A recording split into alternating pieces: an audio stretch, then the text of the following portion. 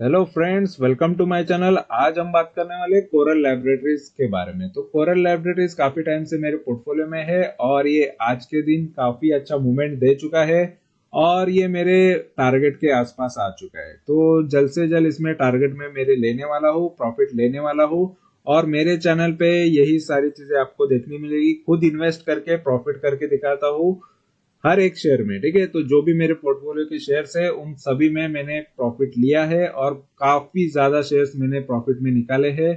तो ये इसीलिए मैं आपको सही चीजें बताने की कोशिश करता हूँ और मेरे खुद के रिकॉर्ड के लिए भी मैं वीडियोस बनाता हूँ। ठीक है, तो यहाँ पर सबसे पहले मैं यहाँ पर मैंने वीडियो कब डाला था ये बता देता हूँ। उसके बाद हम कंप्लीटली डिटेल में शेयर के बारे में जानेंगे। ठीक है, और मेरा प्राइस क्या है और टारगेट क्या है, सारी चीजें मैं आपको बताने वाला हूँ। तो सबसे पहले यहाँ पर वीडियोस कब आए थे, इसके वीडियोस यहाँ पर मैं दिखा देता हूँ। ये मेरे चैनल पे सबसे पहले इसका वीडियोस आया था 23 नवंबर 2021 को।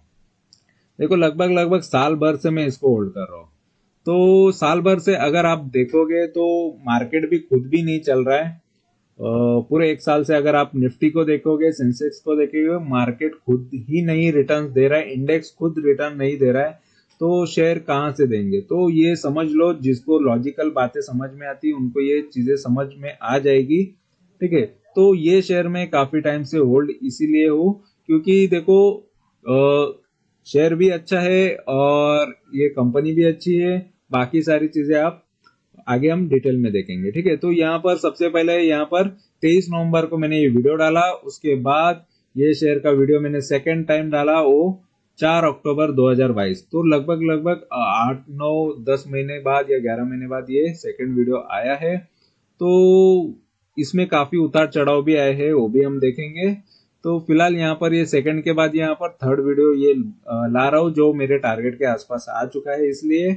और इसके बाद लास्ट वीडियो प्रॉफिट बुकिंग का आएगा जिसमें ये शेयर में से प्रॉफिट कितना लिया और हर एक टाइम पे क्या क्या मेरा प्राइस था। मतलब जब जब मैंने ये शेयर का वीडियो डाला है तब तब क्या क्या प्राइजेस थे और किस टाइम की कितने मौके आ चुके थे, सारी चीजें यहाँ पर ये चैनल पे आपको देखने मिलेगा। ठीक है, तो सबसे पहले यहाँ पर ये हमने देख लिया। अभी वेबसाइट देख लेते हैं और वेबसाइट में यहाँ पर कंपनी क्या करती है ये सबसे इंपॉर्टेंट होता है। ठीक है, कंपनी का बिजनेस क्या है ये सबसे इंपॉर्टेंट चीज होती है और इसीलिए यहाँ पर हम वेबसाइट देख लेते हैं। तो वेबसाइट में यहाँ पर आपको नजर आएगा कंपनी मैन्युफैक्चर करती है, एक्सपोर्ट करती है फार्मास्यूटिकल प्रोडक्ट।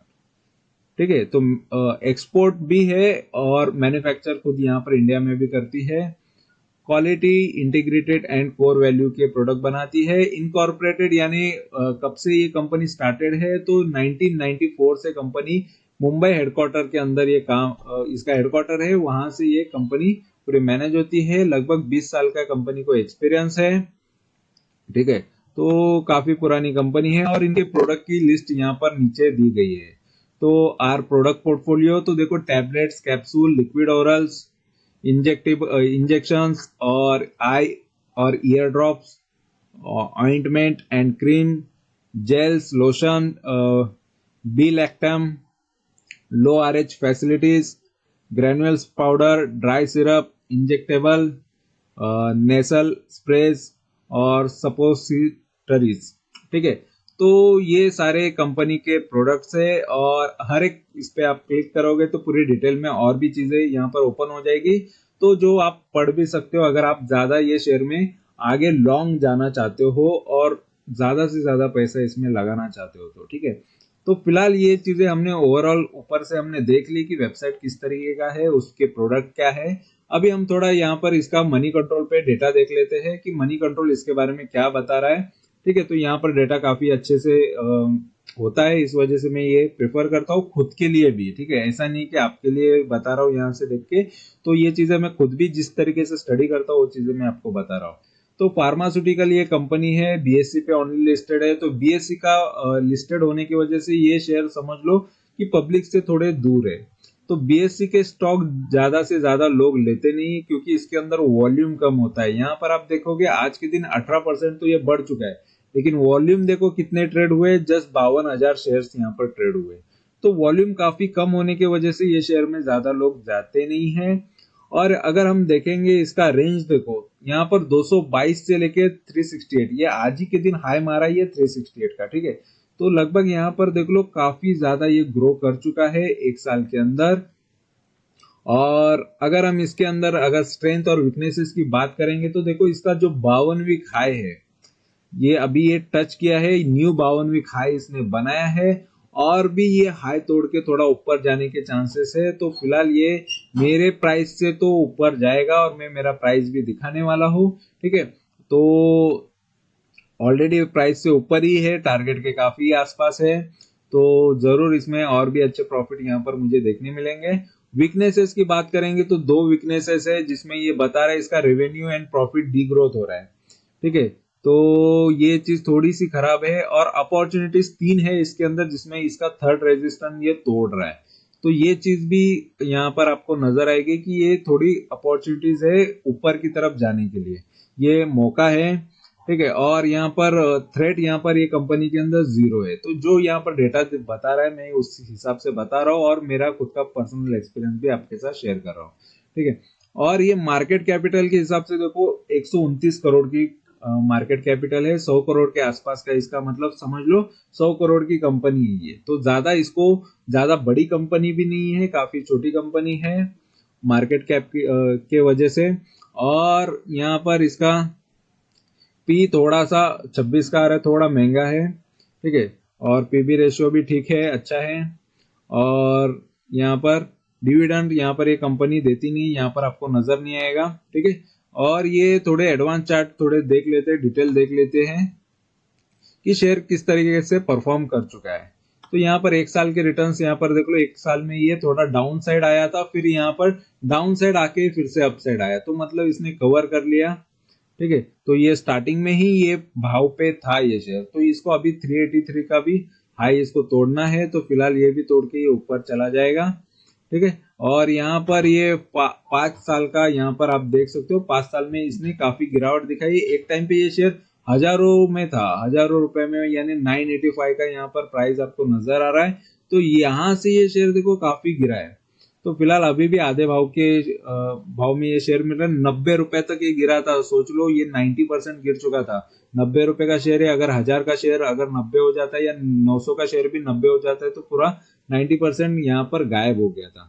तो उसके बाद ये शेयर देख लो काफी अच्छा ये मूवमेंट दिया, फिर 90 का शेयर बन जाता है 582, फिर वहां से फिर से गिरावट। तो अप एंड डाउन ये शेयर में काफी 5 साल में देखने मिली है, इसलिए इसके 5 साल के रिटर्न थोड़े खराब आपको नजर आ सकते हैं, ठीक है। अगर यहाँ पर मैक्स की बात करेंगे तो देखो मैक्सिमम रिटर्न ये कंपनी ने अच्छे ही दिए, यहाँ पर चार्ट आ रहे हैं। तो इस हिसाब से जैसे मैंने इसको देखा है, स्टडी किया है ऑलरेडी, लेकिन यहाँ पर आप भी देख लो, देखो एक टाइम पे ये शेयर 6-7 रुपए में भी मिलता था, तो ये वहां से ये शेयर नहीं, यानी ये लगभग आपको 22 साल में, 10-20 साल में, 22 साल के अंदर इसने काफी मल्टीबैगर रिटर्न दे चुका था, ठीक है। वहां से फिर से एक गिरावट दिखाई, तो ये होता है कि आपको सही टाइम पे निकलना आना चाहिए, नहीं तो एक लंबी बड़ी गिरावट आपको मिल सकती है।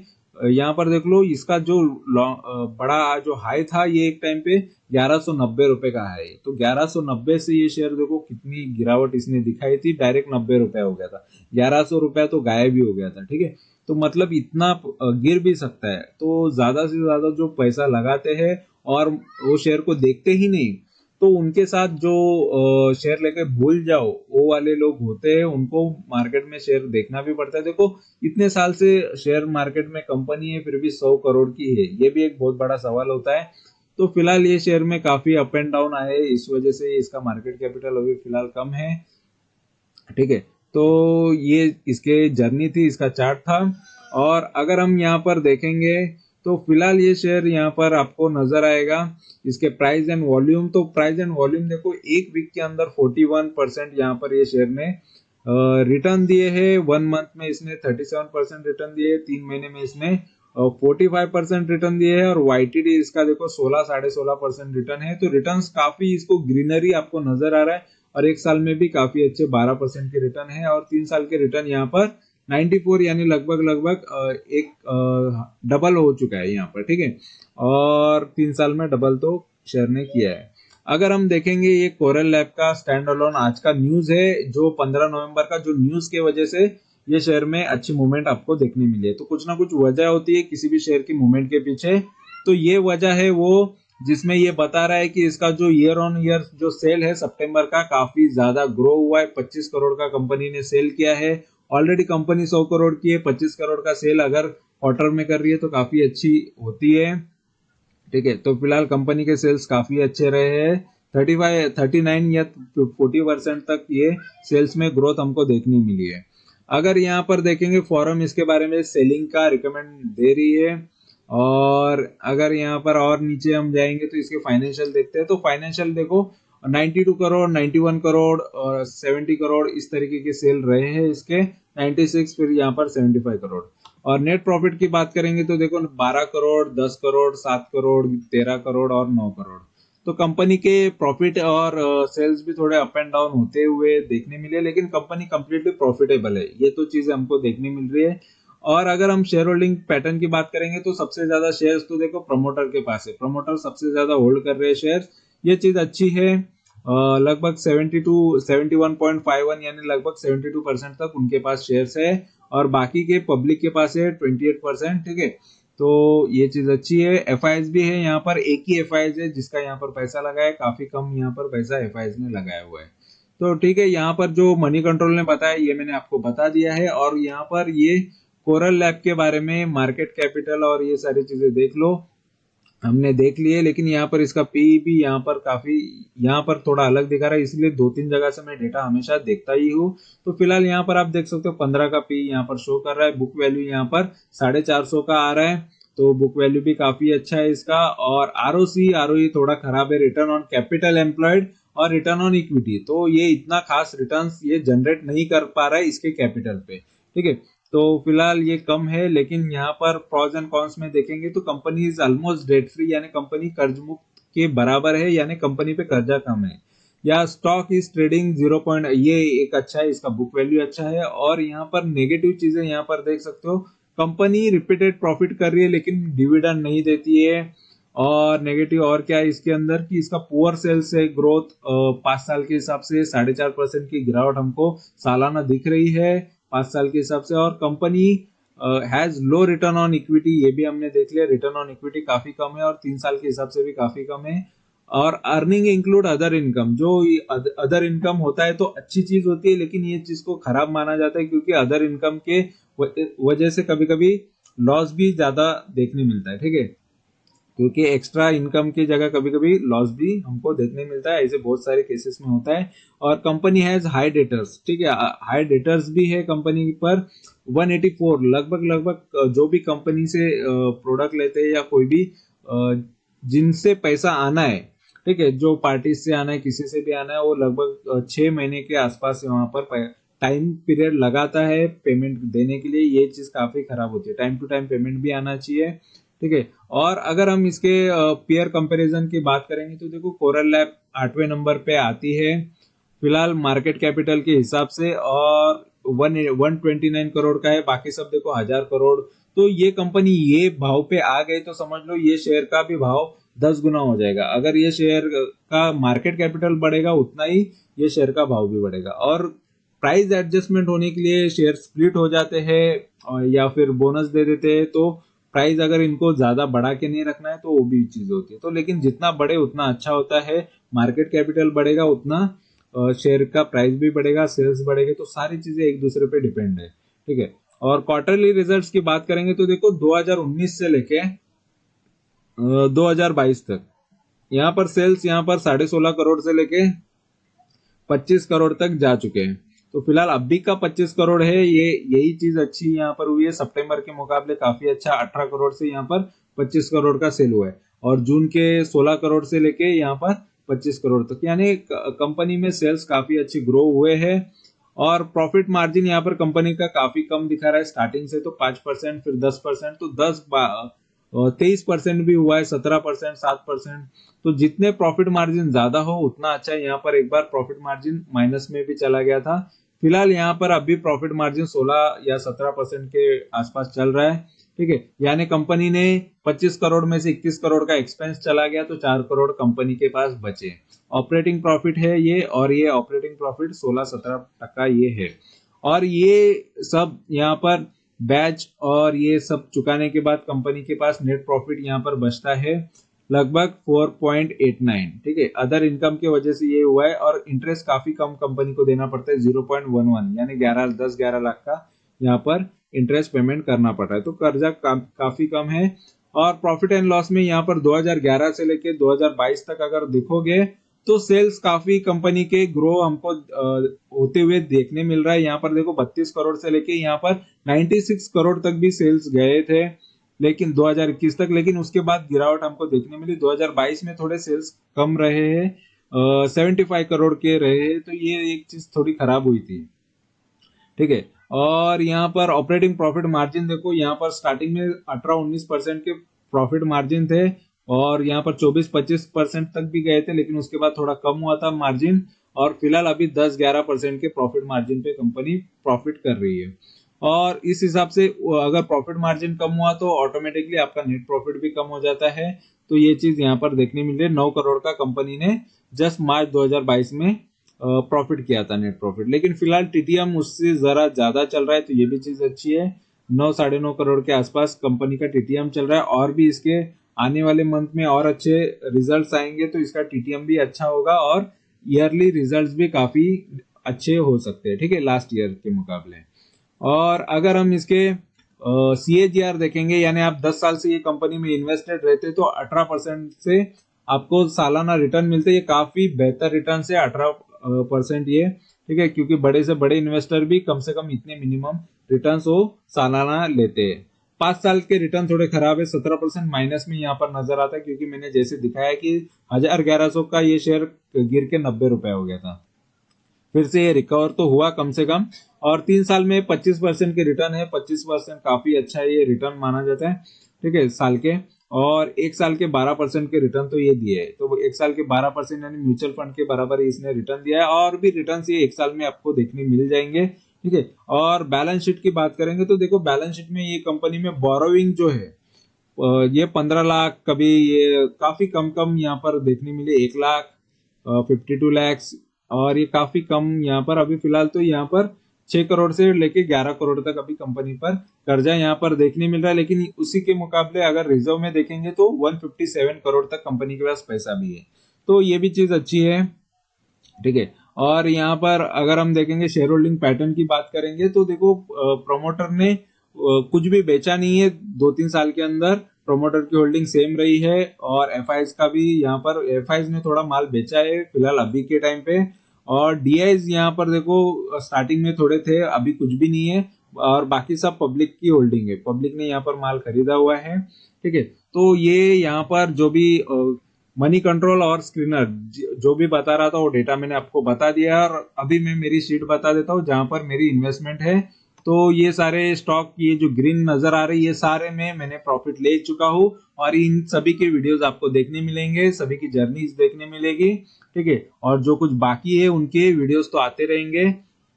और यहाँ पर फिलहाल मैं मेरा कोरल लैबोरेटरीज का प्राइस दिखा देता हूँ। तो कोरल लैबोरेटरीज का प्राइस क्या है वो सबसे इंपॉर्टेंट है, क्योंकि ये अभी यहाँ पर प्रॉफिट में आ रहा है। ठीक है, तो यहाँ पर देख सकते हो ये कोरल लैबोरेटरीज ये है। और यहाँ पर चाहिए तो मैं इसको येलो कर देता हूँ या कुछ कलर कर देता हूँ जिससे आपको थोड़ा समझ में आ जाए। ठीक है, तो यहाँ पर मैं इसको येलो कर देता हूँ। यहाँ पर आप देख सकते हो ये जो है शेयर अभी प्रॉफिट में आ रहा है। और ये फिलहाल अभी मेरा रिटर्न जो देख रहे हो ये रिटर्न्स का कॉलम है। और यहाँ पर ये मेरे अभी 16-16.5% रिटर्न चल रहे हैं। मेरा प्राइस है, माई प्राइस 310.37 का चल रहा है। ठीक है, ये मेरा एवरेज प्राइस है। काफी जब जब गिरा है तब तब मैंने कुछ क्वांटिटीज ऐड भी की है, तो इस वजह से मेरा प्राइस इतना है। और ये अभी फिलहाल रिटर्न इतने दे रहे हैं। और यहाँ पर इसमें बुक प्रॉफिट किया नहीं है, और प्रॉफिट जैसे बुक होगा तो यहाँ पर मैं वो भी डाल देता हूँ। जैसे किसी में 69%, 51%, 21%, तो जो भी रिटर्न्स में लेता हूँ, किसी में 104% रिटर्न, जिसमें जितने रिटर्न्स लेता हूँ यहाँ पर लिखे हुए होते हैं परसेंटेज। ठीक है, और जो भी पैसा होता है, प्रॉफिट होता है, वो मेरे बैंक अकाउंट में जाता है। ठीक है, या फिर वो रिटर्न से किसी और शेयर्स में जाते हैं। तो फिलहाल यहाँ पर आप देखोगे कि ये फिलहाल तो ये शेयर अभी बाय या वेट और ये सारी चीजें बता रहा है, और ये 52 वीक हाई से ये अभी ऑलरेडी हाई के आसपास ये 1.5% खाली गिरा हुआ है ये हाई से। रिकवरी भी काफी ये शेयर ने अच्छी कर ली है, 62% ये रिकवर हुआ है इसके लो से। तो जो भी लो पे खरीदता है उसको 62% का तो प्रॉफिट जरूर होता है, ठीक है। पी वाइज तो अभी भी स्टॉक अच्छा ही है, पी वाइज ये खराब नजर नहीं आ रहा है, ठीक है। तो इस हिसाब से ये शेयर मेरे ख्याल से तो देखो काफी अच्छा ही है अभी भी, और लॉन्ग टर्म के हिसाब से भी ये लॉन्ग टर्म में तो किसी को निराश तो नहीं किया है, नाराज तो नहीं किया है इसने, तो सभी को इसने अच्छा रिटर्न दिया है, और इसीलिए मेरे पोर्टफोलियो में भी रहा ये।